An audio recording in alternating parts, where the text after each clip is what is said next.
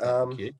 So today, 4-piece indie pop band based in London, Coral Palms. We're going to talk about your debut single, Echoes, and all of you guys and where you are headed in your career as a band. So hello and thank you. Thank you for having us. Thank you very much for having us. So first off, everyone can see your names obviously at the bottom of your screen, but why don't you just tell us who you are and what you do in the band anyway? And I guess, start with whoever you want to, probably whoever's loudest in the band, I guess. I'll go Ollie. I'm Ollie. I'm drummer and vocalist. That's my primary thing. I look at live gigs mainly in the behind the scenes. So drums and vocals, that's my forte. Cool. My name's Will. I play guitar and vocals as well. Some vocals as well. I am Callum and I'm the bass player in the band. And I'm Adriano and I'm the producer and guitarist. Interesting. So it's pretty rare to have a band where the drummer is your main vocalist. Do you guys find that to be an attribute, or is it hindering in any way not having a front man, or do you three other fellas kind of fill that out? Yeah, I suppose you kind of hit the nail on the head there with that. I think it's definitely not a hindrance. I think it's something that, like you say, most other bands don't really have of our style. But then, like, obviously Ollie's behind the kit, drumming and singing, which is impressive, and then the three of us are at the front, kind of taking the role of sort of frontmanship in some kind of respect, I suppose. Yeah. I think when we're like playing live, like we all take a bit of the load of like interacting with the crowd, because obviously the drum kit is always like, especially in small venues, it's at the back of the stage, and actually often Ollie will like stand up on his chair to kind of interact with the band, to kind of get over the top of our heads. So it's like me and Will, we both sing on stage. So Will takes a lot of the main stuff, and I do backing vocals. So we're all, aside from Callum, we're all got a microphone and we can all interact. So yeah, that's a bit of a bonus for me because that's my cue to like move around. So I think we're not really a band with a front man. I suppose we've all got our own status as front man at different points of the shows and stuff like that, which is pretty cool. And that's why I asked that question, is because I know only one other band that I work with that's a 3-piece band, and their drummer is also their lead vocalist. And, you know, a front man is there, well, exactly what the name says, is to kind of entertain and interact with the crowd in general. So if you take that charisma away from the front of the stage, if you will, the rest of the band's got to pull up the extra slack, I guess would be the way to put it. Because you obviously can't get up and run around with your kit now, can you? But he's tried. Charisma definitely shines from the back though. But I think as Callum, we all have that moment to shine. Really, it's not all focused on one person. So although vocals might be coming from the drums in one song, or from Will in particular, each song and our live set, the way we've designed it, has definitely allowed us all to stand in the spotlight and have our own time in the sun. Yeah. Which I think is actually, that's probably a good thing for everybody's ego. No, but it is though, right? Like, you know, nobody feels, you know, like everybody has an equal part in, you know, being recognized as the band. We always laugh because you can never get a good picture of a drummer because they're always behind their kit. So, you know, usually still don't get a good picture. No. I mean, we did. I remember our first gig. We tried our first setup, and I remember Adriano was quite far at the back, and you almost some of the pitch from our first gig, you probably couldn't even tell that Adriano was in the band. And then Will was kind of like, we've had other gigs where, because of the side of the stage, like Will's had to be pretty much directly in front of Ollie in the back with the drums. So it has been quite hard at times to kind of get that balance of having us all there. Right place, right time. But it's something that we spent a lot of hours discussing and setting up, and sound. I think some sound technicians probably aren't the best fans of us because we made them move the drum kit along a couple of inches and stuff like that. Well, honestly, you'd be surprised the requests you get generally I'm a gig booker most of the time. Interviews are sort of a secondary hobby for me for this sort of thing to help, you know, bands get heard everywhere. So yeah, I'm familiar with the difficulties of different things like that. But, and not only that, but playing a lot of small venues, the options are, you know, fairly limited. Like not everywhere even has much of a stage to speak of. It's just sort of a corner with some loudspeakers and a soundboard. Like I get that, especially when you're starting out. You guys actually all look pretty young. I didn't realize you guys are a pretty young band. I would like age wise, and also in as being a band, you're pretty young also, aren't you? Yeah. What is the average age of an indie rock band? Oh no, I'm just saying that, you know, you guys look mighty young. Yeah, baby face, I suppose. Yeah. Some of us. The air's pretty fresh in the UK, so we can stay young. There you go. Yeah. No. I suppose it's because, you know, we're straight out of university, really, weren't we? We all met and formed the band. I mean, it was Ollie and Will's project to start off with, and me and Adriano came in at different points of the journey. But I think it is because we just came straight out of university. We all went to university when we were 18, and we came out 2 years ago now. Yeah. So I think, you know, we haven't really had any stoppage. We didn't stall. We didn't stall. We just kind of came out of university and carried on. Yeah. And also, Dylan, we are still quite young as well. So, hey, listen, I'm not anything. I just every once in a while I'm taken aback by bands that, you know, I've heard their music or whatever. You guys don't sound like a group of young guys. I guess maybe I don't know what it is. I just I was like, oh geez, these fellas look young. I was like, you know, it's a compliment. It's a compliment. Yeah, it is a compliment. It's a massive compliment, actually. Thank you. Yeah. And so you guys, your debut single, Echoes, tell me a little bit about that and what's happening with that at this moment. Well, there's a lot to tell. So, like, what do you want to know? Because we can all tell you something very full of info, you know? Well, I mean, what's the track about? What was the recording process? Was it written through COVID? Was it not written through COVID? I don't know what the rules are like in London. Have you guys been allowed to go to studios and record and things, or have you had to do it all from your homes? That sort of thing. I suppose go on. Well, the inception of the track was like before COVID. It was like 4 years ago. So like we met at university. This was the first thing that me and Ollie, we booked a practice room, a rehearsal room after our like day of lectures. We'd only just met at the time.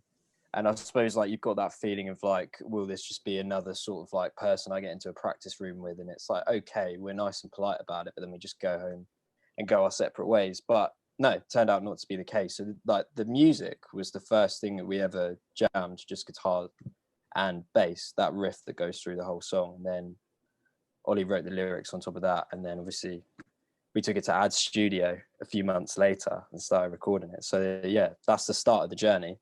I remember when we did that as well, like it like intrinsically something was just there. Like that was the first riff that we ever played in that rehearsal room. And then like a year later we then took it to Ad in the studio because that's when we met him. And I remember doing that song, and it was the easiest song out of the first three that we took to the studio.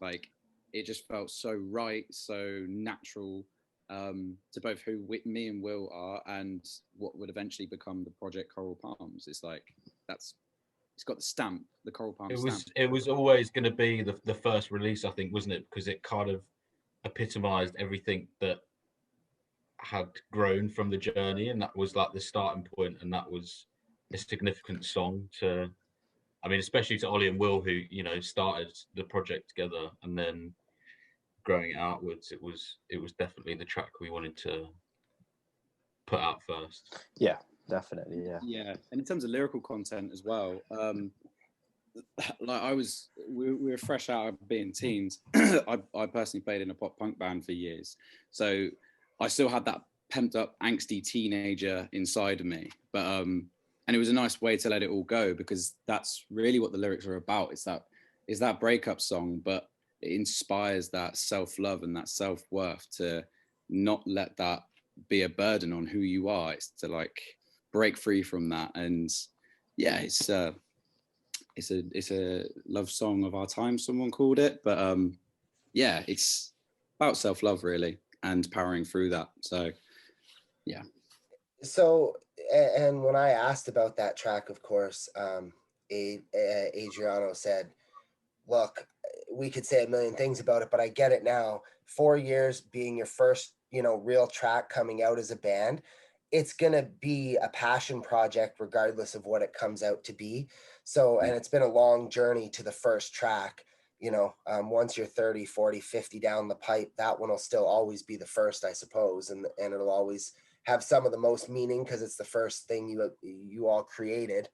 And it sounds very personal to you, Ollie. And I like that. I like music that tells a story, especially, pop music has a tendency to be, I hate to say this, for lack of a better term, shallow a little bit sometimes. It's just designed just to be catchy and poppy and be a good radio track. I think pop music has depth in different places. Like some music has depth in the message, and some have like technical depth. It's just different areas of Yes. Yeah. See, and I love story through music or conceptual art. Like that's, I talked to an artist last week who made a whole album based on a series of poems that are like 200 years old. I've never heard of the poems, but I like the music I found it interesting because he modernized these old poems, and I was just like, that is so cool. And he made like 12 tracks. It was a lot of work, and it was just interesting. So I like a story versus, like, don't get me wrong, there's a lot of great artists out there that are very technical and their lyrics are not as deep as you say. Personally, I have an affinity to like things that tell a story more.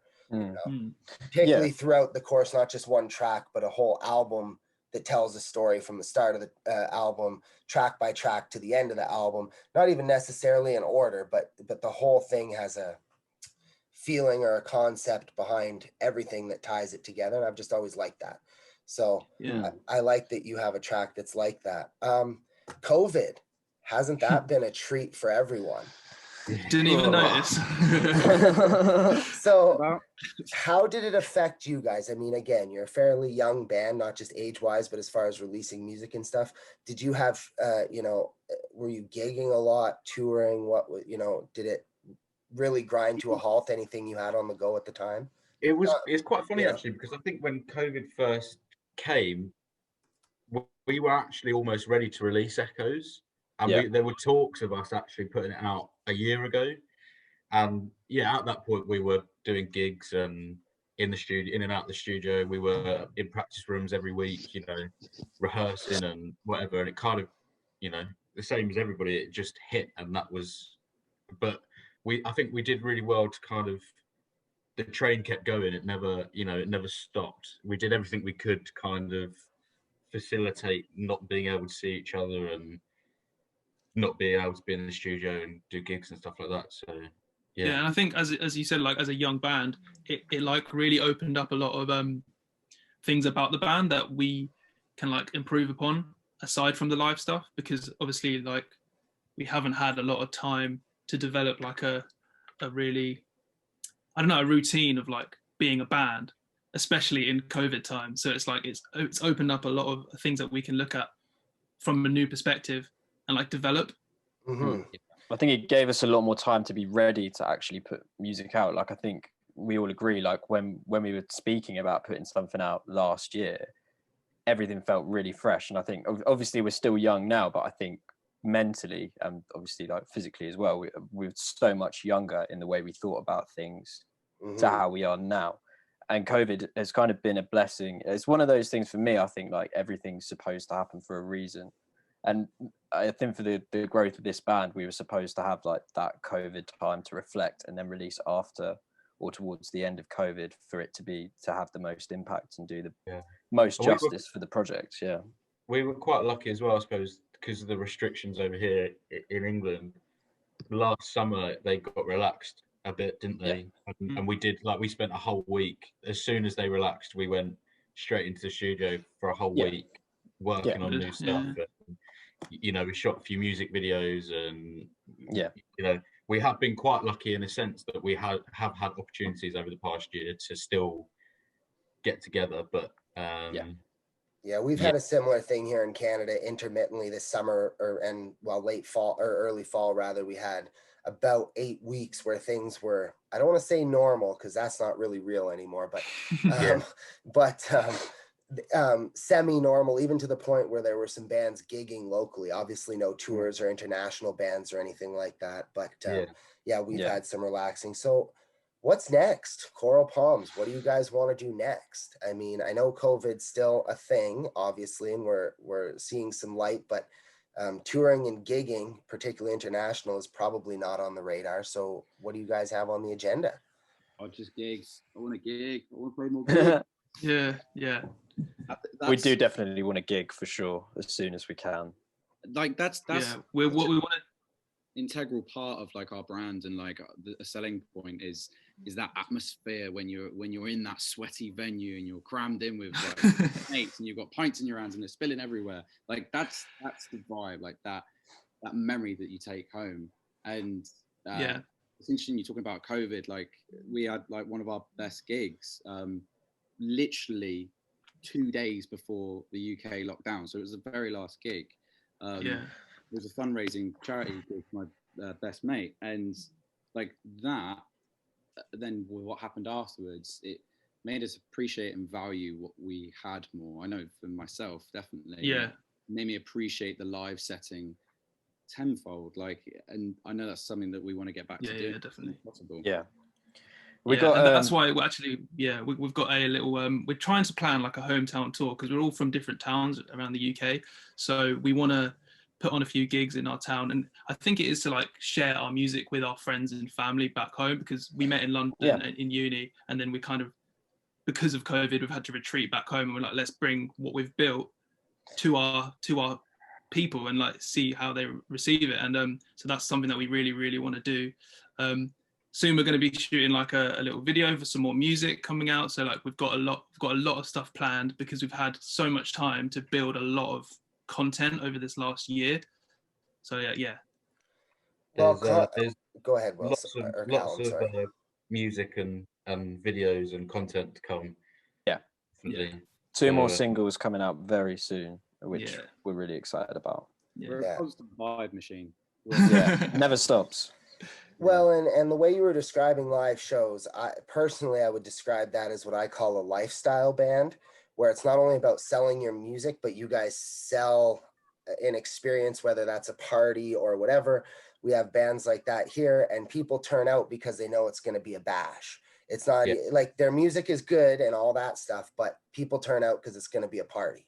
And so, you know, they do well with that lifestyle image, I guess is the best way to put it. So something I ask everybody, I don't care if you're 6 or 60, say everybody gets an answer on this one. What is one piece of advice you'd give to a new artist, new band, whatever, each of you, one, and only one, your last dying legend pice of advice right here and now? No pressure. I literally say that. I'll go first.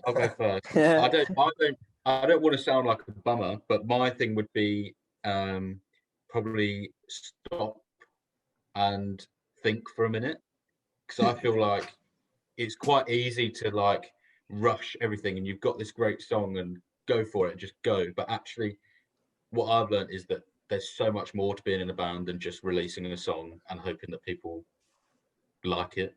So I think my piece of advice would be to just take a breath and make sure you put everything in place to then go and reap the rewards of the song, the music. That's not being a bummer. That is legitimate band marketing 101. Yeah.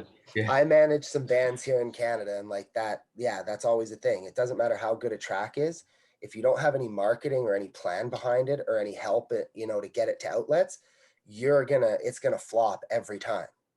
You know, if you put some money and some time and some planning behind it, you can actually see some success, which always feels good when you get into those, multiple thousand views and streams and stuff. That always feels nice, right? Yes, definitely. Who's next? I kind of completely agree with Callum, to be honest. It's not too much of a different point, but I would say there's a lot of people who, like, I suppose we know because we went to music uni. There's a lot of people who like make, like you say, they make really good music and they make really good songs, but they perhaps haven't taken a step back and thought about their marketing and like the longevity of the project, and that's kind of a shame. So I would say, like, for a period of time, once the creative kind of juices have come out of you and you've got the song and it's ready, just put on like a very sort of like straight up, how am I going to sell this kind of hat on, and just be a bit like, not cynical, but just like a bit businesslike and a bit cold, and you'll see the benefits of that, which will mean that you can go back to being a creative person and feel happy that your song is being heard by people.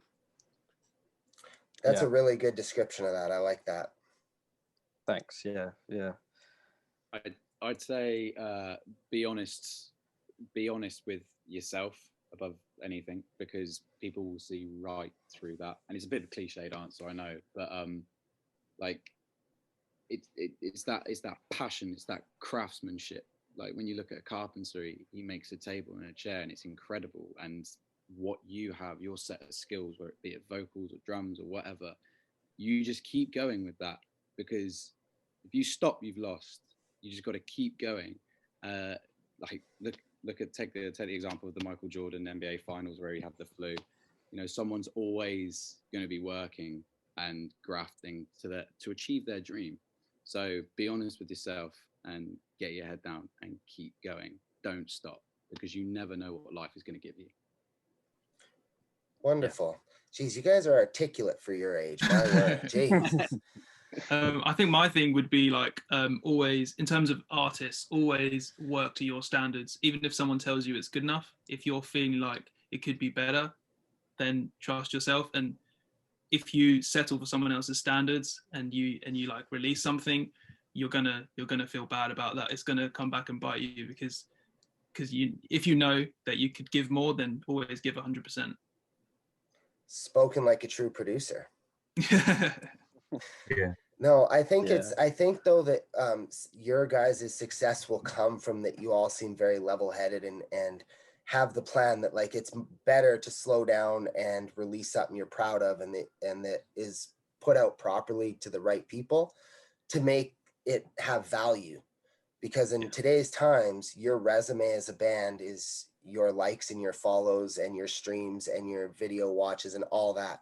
That is, I don't know about in the UK, but in Canada, that's how a lot of people gauge on getting things like grants and stuff like that to actually, you know, get funding to help you, which, as you guys know, it's not cheap to be in a band, and touring's really not cheap, especially when you're a young band and, you know, you don't have that draw or pull, you know, quite yet. Thank yous. I bet you that's a long list, but off the top of your guys' head, who's some people you'd maybe like to shout out or thank for helping you along your way? Oh, definitely Jay first. Yeah, definitely. Our manager Jay, big shout out to her. Couldn't have got this far without her support. She's got us, definitely got us to where we are now. I mean, I think I don't know where we'd be without her, but I don't think we would. I don't know if we'd be here. No, she took us on from our very first gig, so like when we were just not even out of uni, and got us to where we are now. And she wants to get us to like a million times bigger, so like that's and management's super important. 100%. Super important. I think also like at our level, like our friends and family who are like, they kind of unconditionally support us and they're always like rooting for us. Yeah, and definitely. Especially like with your debut single, like to have that behind you is like it's already overwhelming when like your mate tells you that they love your song and you're like, wow, okay, this is cool. I think friends of on the right path, and like that we all did pick the right path, because it's a tricky decision to make, and we've all gone down it, and we've all gone down it headstrong, and thank God we did. Like because it's just I think in terms of other thank yous, I suppose we've worked with so many people over the past 2 years, you know, with the music video and all that kind of stuff, that probably the thank you list would take us 20 minutes. Go to Big shout to Devon, though, who mastered the tracks, and Jack, who also helped us with our music video and Spectra films as well. Yeah. Without that level of quality on the video side wouldn't have been. Yeah. Dean as well for the photos, made us look really good in photos. Holly, the dancer in the video. But yeah, like Callum says, we could be here for another 20 minutes, half an hour just doing thank yous. But I think anyone we've worked with on any kind of creative level knows that you appreciate them. Yeah, exactly. For sure. Well, that's good. Now, I know that that's always a hard question, but I, always ask it, because if I don't, I know it's, again, cliche, but it wouldn't be a cliche if you didn't do it all the time. So we're just going to stick to that. Okay, guys, is there anything I didn't touch on that you would like to mention, or that maybe I didn't get in your bio? Just any final thoughts, comments, anything you'd like that I might have missed? Is that an invitation for a shameless plug? Yeah, absolutely. And we're gonna put all your guys' links and everything on the artist of the day for Spotlight on Starlight Sessions. All your links, your Spotify, everything will be there anyway. Honestly, awesome. Okay. Yeah, no, I've got you covered. I wouldn't do this. Is completely useless without all your links. I'm not gonna lie. We want everyone to hear you, but you're free to do your speech if you like. Oh no! If it's already there, then I'll save my breath and I'll just. Oh yeah, we'll do it. It'll be all there on the Starlight Sessions page, and I'm pretty sure that your manager or publicist, who I forget which one I was talking with, but she filled out the form with all the info, and we got you guys looked after. Cool. Thank you guys a lot. This was a lot of fun, and actually, you're my first international band interview. I've only interviewed in Canada, so. If you ever want to come having us. Yeah. Have you got any gigs going, mate? Because we're looking. Yeah. We'll go to Canada. Well, it's only a 4.5-hour flight to you guys where I am right now. I was supposed to be in London in December, and I'm supposed to be in London now this coming December, COVID permitting. So we'll see. Fingers crossed. Sick, yeah. Well, thank you so much for having us. I mean, this is our first proper interview. Yeah. So as a band, so it's an amazing experience for us as well. So definitely. To have the chance and the platform to do this. So yeah. Yeah. Well, I just appreciate every artist's time, and I'm sure you'll get a lot more interviews on the way things are going. But I'm glad that I could be your first, and just thank you guys so much again for chatting with me. And Coral Palms. Echoes on Starlight Sessions. Thank you guys again. Thank you. No worries. Legends. Thank you very much.